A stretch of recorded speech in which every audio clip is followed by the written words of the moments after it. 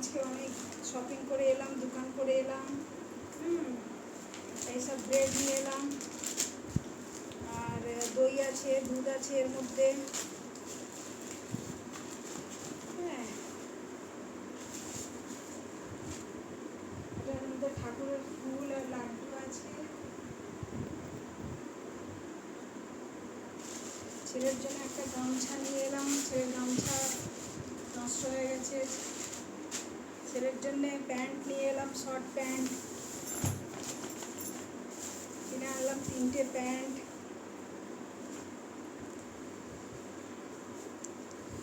এই দেখো 3টে প্যান্ট আনলাম ছেলের জন্যে, এই একটা, দুটো, এই 3টে।